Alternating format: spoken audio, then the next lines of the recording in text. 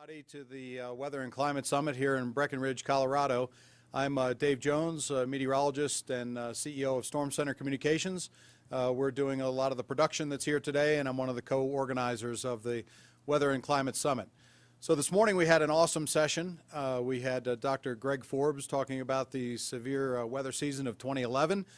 He also described a lot of dynamics and meteorology that is required to produce tornadoes and all that sort of stuff. So you may have a lot of questions that are ready to be asked through the Ustream internet feed, and we welcome those. We also had Bruce Thomas, who spoke about NOAA Weather Radio and the importance of having a NOAA Weather Radio, and in some cases where it's a law in mobile homes to have a NOAA Weather Radio, or at least it's almost a law. So we're making a lot of progress in getting severe weather information out to the public. We also then continued with Dan Leonard from WSI Corporation, who spoke about long-range forecasting, and that was really exciting as well. We had quite a bit of activity on the internet. We had a lot of tweeting going on, a lot of social media happening, and so we're really excited to see the results of this first streaming session at the Weather and Climate Summit here in Breckenridge. We had more than 600 viewers total this morning. So for this afternoon session, we're trying something brand new. We did it yesterday, and it seemed pretty successful. We're opening the internet camera to you to ask questions of Dr. Forbes, of Dan Leonard, and also of Bruce Thomas. And we have about a 30-minute window scheduled for right now. It may go over depending on the amount of questions that we have, but we're going to start it off with questions that are streaming. And the first one is going to come from Sarah Maxwell, is working the social media side of our streaming here at the Weather and Climate Summit. And so, Sarah, why don't we just go right ahead and kick off the first question? Okay. My first question was for Dan. And it's from Anthony Siciliano from Massachusetts. And he would like to know if you see a correlation between this year's winter weather as compared to, I'm sorry, not winter weather, but the June of 2007 pattern. Do you see scary similarities between 2007 and this year? Scary similarities?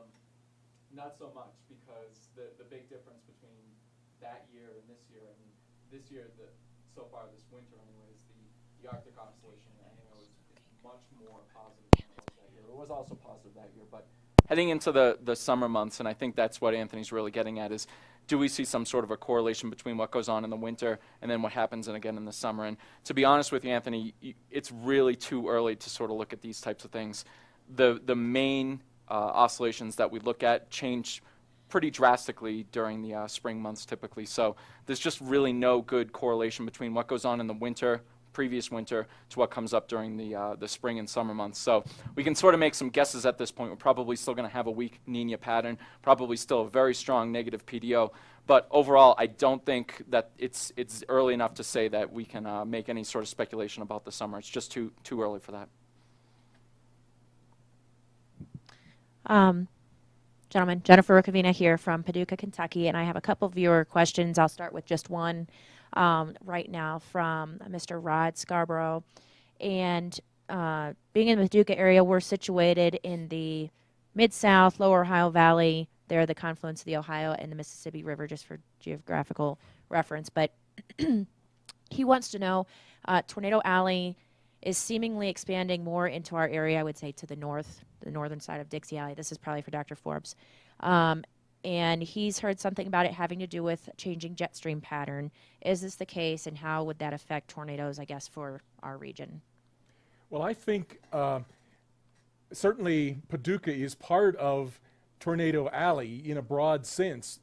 Historically, it's probably become a misnomer that we talked about Tornado Alley being that Central Plains area from North Texas up across Kansas and Oklahoma and Nebraska and into some of the adjacent states. That's really Tornado Chaser Alley, because that's where you have flat ground, not very many trees. That's where the chasers like to go. It's also a very confined season. It's May plus or minus a couple of weeks either side of that. So the chasers like to be there. But we've known for a long time that there's lots of tornadoes that extend eastward from that up into the Ohio Valley states, up into the Tennessee Valley, and across the southeast.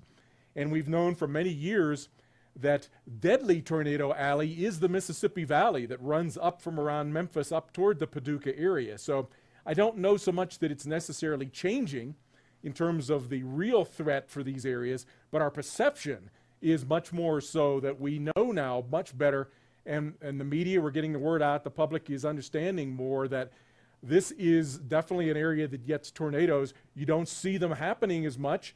You do have the rolling terrain, you have the trees, lower cloud bases in some cases, lower visibility, but the tornadoes happen.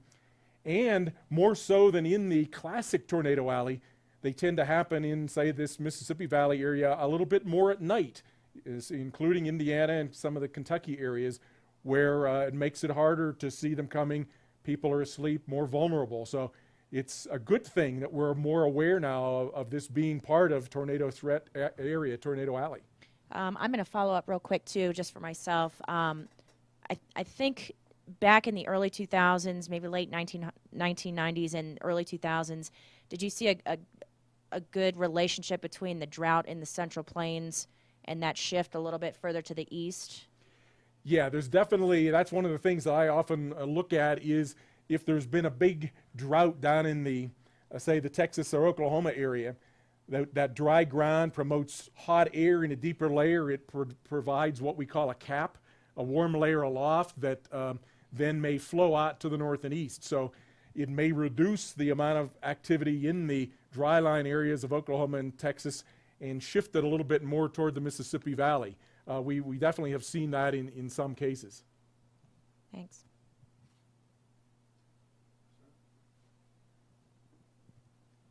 Okay, I have a question from one of our viewers for Dr. Forbes. How do you think Dr. Fujita would think of the huge increase in the interest in severe weather? For example, the large number of chasers we have now. That's an interesting question. I think and there's several ways to answer that. Dr. Fujita was a scientist, and he wanted people out collecting data. And so to the extent that we're collecting data by the chasers and giving information back to the National Weather Service that can help with the warnings, and definitely the Vortex 2 project where they're collecting so much data, he would have just loved to have been part of that. Now that said, there's some people that are maybe a little bit too daredevilish or too reckless out there that are getting closer to the tornadoes than need be. He would not be so favorable to that. So the answer is sort of twofold. We have another one. This one comes from viewer James Goolage, and he wants to know, I guess in a general sense, why are we seeing more violent tornadoes? And I would suspect because of Joplin and the more high-profile cities that have been hit this year. Why are we seeing more of that? The long-term trend is that we are actually not seeing, if you look over decades, we're not seeing really any evidence of the number of these violent 3s and 4s and 5 rated tornadoes going up. If anything, they're maybe going down a little bit. Some of that may be to have to do with the fact that we've changed our way of thinking about the wind speeds with tornadoes. The engineers have had their input. So some of the tornadoes that maybe in the past got rated 5s are now 4s. Some of the 4s are now 3s. That may be influencing things a little bit. But the big increases in numbers of tornadoes have been in the ones that are rated 0s and 1s. The ones that in the past didn't damage much of anything, maybe went over some grassy fields or some trees that didn't make newspapers. And nowadays, though, with so much video camera, so many chasers, so many ways to, everybody's cell phone almost can take pictures, a much fewer percentage of these weak tornadoes go undetected and unreported to the National Weather Service. The only way that they get into the data is if someone reports them to emergency management or the National Weather Service. So more and more of those are getting reported nowadays, but some of the people that are looking at some of these statistical studies very carefully are not seeing so much on a trend basis that we're getting more of them. Last year, of course, was the exception, that we had a very large number of violent tornadoes. But those are kind of episodic. The number of violent tornadoes that we had last year was the most since 1974. So we went a large number of years rather than being a trend. So it's more episodic than steady increases.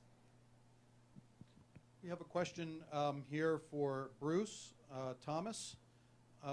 Bruce, how much of the country is currently covered with NOAA Weather Radio? Well, that question is pretty easy to answer. Over 98% of the U.S. population falls under a NOAA Weather Radio transmitter.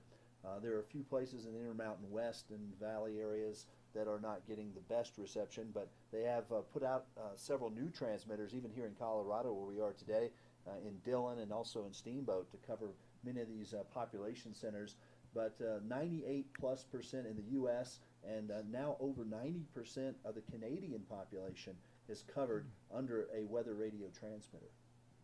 Bruce, let me just have my own follow-up question to that, and that is how many schools around the country are either mandated to have NOAA weather radios, or they just have just chosen to have them, or what is the trend there? Because it seems like it's really important for them to have them. 3 years ago, the Department of Education with the Department of Homeland Security and also with NOAA got together, and on a grant they bought weather radios for every public and other than public school in America. They distributed those radios, Midland Radios and other manufacturers produced them. They're all SAME weather radios. Every school in America, then every daycare center in America received weather radios in the 6 months after that, allowing every venue to have a weather radio. Now, choosing to use that radio is always an issue. That getting new things sent to schools, or even get some sent back. It was interesting that they didn't want the government interfering in their private school, so that was very rare. But I mean, you get some even back saying they didn't want it. So we think that the large majority of schools have weather radios. Some have multiple, especially in areas in the southern and central U.S. where they have more frequent showers and thunderstorms that produce severe weather and tornadoes. This one's for you too, Bruce. This one is from viewer Justin Adams, who works in emergency management, international emergency management in the energy sector. He wants to know, the National Weather Service same codes allow 9 subsets. Why not zone counties like the National Weather Service, probably the polygonal warnings on storms? Right. Well, in 1999 we improved weather radio from where every county under a transmitter got warned to SAME, which is specific area messaging coding. With that new paradigm shift in 1999, we became where we could warn just a specific county. With the 1/9 ability on the front of the SAME code, they can split any county in America into ninths using that. It just hasn't been done in many areas. Pima County in Arizona, the Tucson area, actually has successfully used those smaller digits on the front of the SAME code to break their county up. It's a huge county, and what they did is they made Tucson one digit and the eastern side one and the western side one, so they really broke it into thirds. But there is that ability right now with SAME. Where we're going to have to go with this next is with a smart weather radio with a GPS chip. There's now a pilot program underway in Huntsville, Alabama, sanctioned by the National Weather Service, to try to develop a smart weather radio that will know where it is, so that when a polygonal warning is issued, the radio will know where it is, send out the latitude and longitudinal lines, and then be able to let people within a polygon know that they're under a warning. But right now, it's pretty much county specific, county, parish, and municipality specific at this time, and probably 3 years or so before that next paradigm shift will happen. But because of the severity of the weather in 2011, there's been a new fire lit under that initiative. Okay, thanks very much, Bruce. We've gotten some feedback from you folks watching on the web, that the voice seems to be a little bit out of sync with the video. So what we're going to do is we're going to stop the stream just for a second, so don't go away, and then we'll start it back up so we can resync with the audio and the video. So stand by. We have Dr. Forbes, Bruce Thomas, and also Dan Leonard here for the next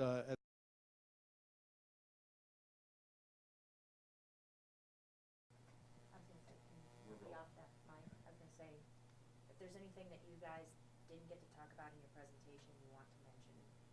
Okay, we're back from the stream now, and thank you very much.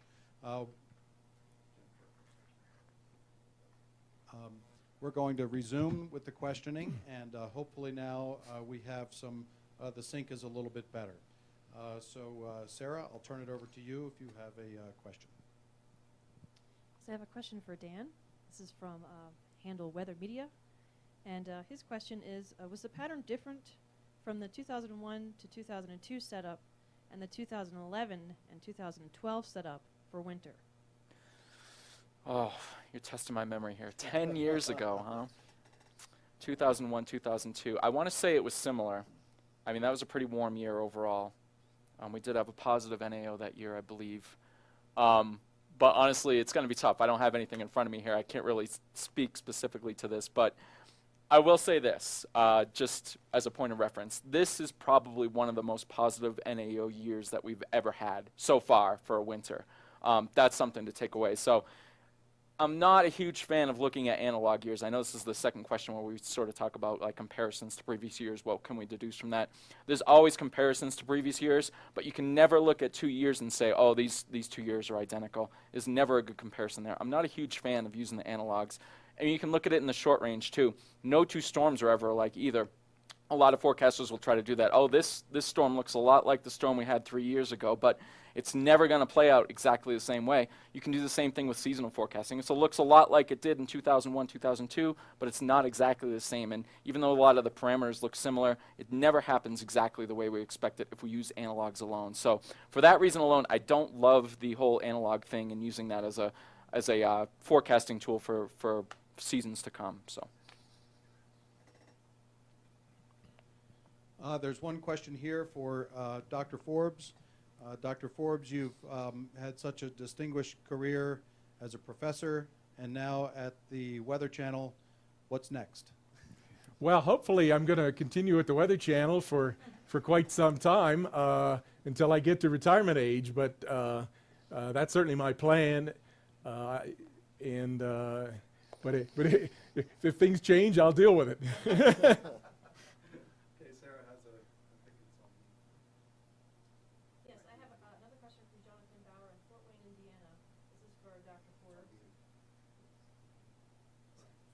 Sorry, I was muted. Okay, they would like to mute me sometimes. This is from Jonathan Bauer in Fort Wayne, Indiana, and this is for Dr. Forbes. What are your thoughts on historical long-track tornadoes? Do you think there's a chance for similar, like the tri-state event? Do you see this being a more common occurrence in the future? Wow, the tri-state event is, for those of you that not so much familiar with that, that is the longest tornado track on record in the United States. It's been confirmed, and has in fact, it was 219 miles in the original, and some of the veteran meteorologists, some in attendance even at this conference here, have been studying, going back and doing some interviews of some of the residents, even in some of the adjacent areas, and they're about to publish. They may find it was even a little bit longer than that. What we haven't seen any tornadoes in the years since then that are close to that length. I believe the longest in the 2011 was about 125 miles. So we've seen in the past several years tornado tracks damage surveyed that have been continuously about 125 mile path. Now that doesn't mean that we couldn't see another 200 plus mile tornado track, but it really takes pretty unique conditions to have a tornado stay on the ground that long. These thunderstorms like to cycle. They like to go into their updraft mode and then have some hail collects aloft and rain that falls to the ground and give a little bit exaggerated downdraft that sometimes will disrupt the tornado. So it is really pretty hard. We're talking way less than 1% of all the tornadoes that get tracks that are more than 100 miles continuously. So we certainly can't rule out seeing one in the future that'll be over 200 miles long, but it won't be very common. I think that's safe to say. I was going to ask you to possibly discuss a little bit for those who maybe weren't able to join us earlier today. What are some of the contributing factors, at least in long range, going into this winter that are contributing to the warmer side of things? I know things that might change going into the second half of winter, but what has contributed to that so far? Yeah. Well, to summarize for those who didn't see the presentation earlier, I spoke a lot about the different indices that we looked at back in October and how those would sort of play a role going into the winter. And one of the major things that we failed on, and probably the most major thing that we failed on, was the prediction of high latitude blocking, aka the AO or the NAO index. This is probably the hardest thing to predict, but in honesty, it's probably the most important teleconnector when it comes to predicting temps in general over the lower 48 for the winter season. So pretty easy to predict. The PDO in the Pacific, pretty easy to predict. But when it comes to the NAO and the AO and Arctic blocking, very difficult to predict. So that's really where we and just about every other vendor, including the government, sort of failed on, is to be able to predict the state of the Arctic oscillation. And because of that, I mean, it's very easy to see that the NAO and the AO have been such a positive state lately. All your cold air has been bottled up over Alaska in the Arctic region. And down here, we've had just a mild zonal flow. So to summarize the winter so far and where we sort of failed so far, that's pretty much it. It's the NAO is to blame. Now heading into the second half of winter, we're sort of hoping for some change. There are some indicators that we might get some sort of a sudden stratospheric warming event, which may eventually flip the state of North Atlantic and develop some more blocking later on. But that remains to be seen. We had some hints of that earlier in the winter that never panned out. So fingers crossed things will change. But right now, not holding my breath. Okay, the next question comes from a familiar name, Dave Sweeney out in Portland, Oregon. He sent this in, actually texted it to me, and I think this one is for Dr. Forbes. What advances or improvements might we expect in tornado forecasting over the next 5 to 10 years? Thanks, Dave. Sorry you couldn't join us. Best wishes there. Let me finish one thing about the tri-state tornado. I think I didn't mention that that's 1925, so it's been a long time since we've seen a track that long. Now, in terms of the advances, one of the things that we're seeing right now happening within the National Weather Service is the deployment of what we call dual pole radars, dual polarization. It transmits with not just a horizontal, but with a vertically oscillating beam. That may help us better confirm the existence of tornadoes by the debris signature, the negative correlation signature. It will certainly help us in severe weather forecasting to improve the hail detection, maybe fewer false alarms of severe thunderstorms for the possibility of hail, that now, just because of high return on radar, that dual pole will be able to say, no, that's mainly rain and not so much hail. Other things will happen also. With each passing year, as the computers get stronger and faster and bigger, we can put more and more factors into our predictions of the future. The computers now are capable of producing cloud scale forecasts, and as we get more and more of these remote sensing devices like the dual pole radars that may be even able to detect the droplet size and precipitation types in the storms, those can get assimilated into the numerical forecast, help predict the temperatures of the downdraft. So over periods of 10 years or so, we'll probably see numerical model prediction forecasts that will benefit from some of today's technology inputs. Satellites are improving in terms of their sensors, and one of the things that is in the works as a consequence of that, it's probably about 10 years down the road, is instead of the tornado warnings that we have right now that are based upon detection, either a spotter or a chaser or the Doppler radar has detected a tornado in progress, it will go toward some of these forecast-based, the thunderstorm resolving models and even tornado resolving models will predict that maybe there's none in progress right now, but we're going to get a supercell thunderstorm come up in the next 15 minutes and move over toward Memphis, Tennessee or some location. So the forecasts in the future may be based upon computer forecasts and probabilities of tornadoes coming your way that haven't formed yet. That would allow for bigger lead times than what we currently have. And right now, they're about 13 minutes or so on average, and for some of these big events, they've been over 20 minutes. So we're good, and we think we're going to get better. Okay, this question is for Bruce. This is from Justin Adams.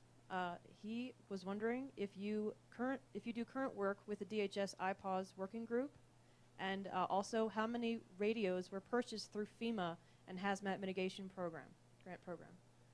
Well, there's been an ongoing purchasing process for the schools. There was about 225,000 weather radios bought in the United States for the schools, and there were about 10% of that bought in Canada, about 25,000 for the Canadian schools. But here in the United States, we are aware of the IPAWS working group, and we are in tune with what they're working towards. And the whole new RIP weather radio program, the Weather Radio Improvement Program, is being driven now at the region level in the Weather Service, and it's about to be beta tested and deployed over the next 18 months. And that will help to improve all the weather radio broadcasts around the country by putting a central focal point on weather radio in Silver Spring, Maryland, and also in the Weather Mountain in Virginia, a mirrored site, so that we'll have redundancy. Now, once that's accomplished, you'll be able to push all the NOAA Weather Radio broadcasts out to the internet. So not just 20 or 25% of the weather radio broadcasts now that are available on the internet, all of them will be available on the internet, and also for sending out text information. So there's a big paradigm shift that's coming in weather radio. It's still America's national warning system, still one of the best warning systems ever invented, even though it's 35 years old, but it's true and tried, and continues to get improved slowly.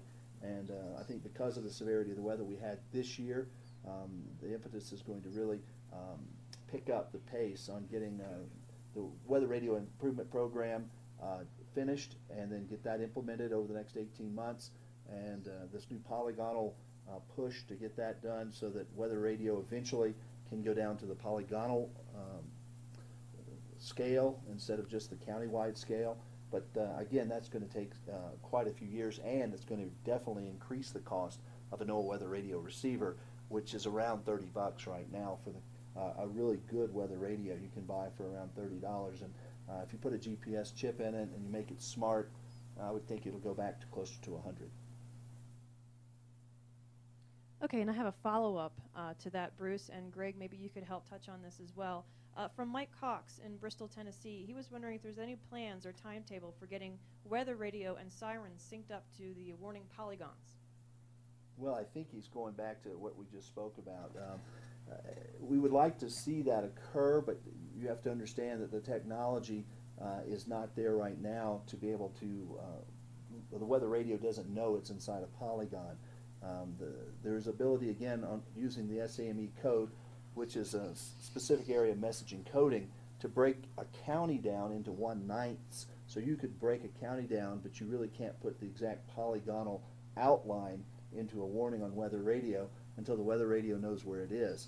And I think that's where the whole paradigm shift will occur. The big paradigm shift in weather radio was in 1999 when we brought in SAME, and that took a decade or two or actually a little more than a decade to where we are now.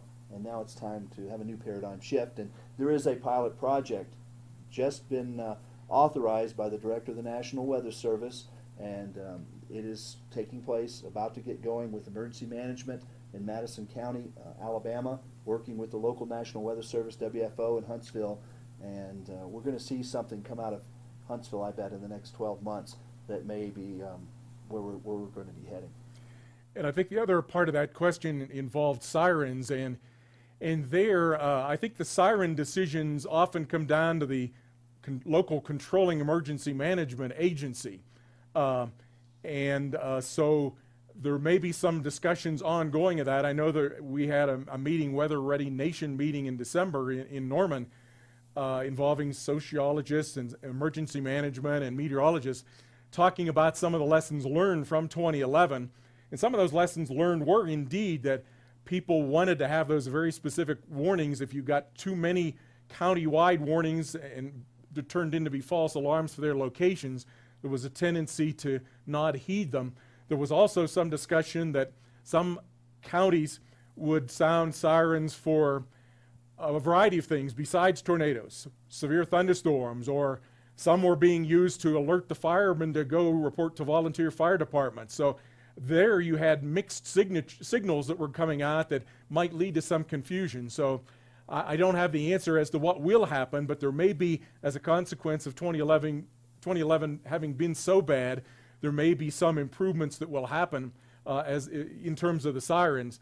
That said, what also got pointed out by emergency management was that the origin of the sirens was not intended to be for people indoors. It was for people outdoors. It's come to be relied upon by people indoors, but sometimes they're not so easy to hear. So backing up what Bruce has said, you need to have more than one. You don't just rely on sirens. Have NOAA Weather Radio, be alert to the weather, paying attention to the media, and so on. A lot of the people were in fact doing that. They got one warning, they'd seek another source to confirm that there really was a concern, then they would take action. We need people to be taking action immediately when they first get a warning, and so that people need to understand when they really are truly getting a tornado warning. That's great, Greg. Thank you. I have a question here from Jonathan Brewer in Fort Wayne, Indiana, and he's asking, are there more tornadic events, or are there more people trained to spot them? Well, in reality, we don't think there's more tornadic events. If you look at the data, back in the 1950s, the number of reported tornadoes in the United States per year was about 300. It's now up in the more than 1,300 range. But those have all been essentially in an increase in the number of tornadoes that are classified in the 0 to 1, the weak tornadoes. So that is probably telling us that back in the 30s, and back in the 50s, the way the National Weather Service got reports of tornadoes was by newspaper clippings. If it made newspaper headlines, it got reported in the storm data. It had to substantially damage some buildings that way. Nowadays, with people sending in pictures to YouTube and to their television stations and so many ways that video of the tornadoes, information about tornadoes, chasers, the National Weather Service being very proactive with their emergency management partners, with the spotter networks. There are many more of the tornadoes that are being seen now than in the past. So we don't really think that the number of actual tornadoes is going up. We think that we're just seeing a much higher percentage, or recording a much higher percentage of them now than in the past.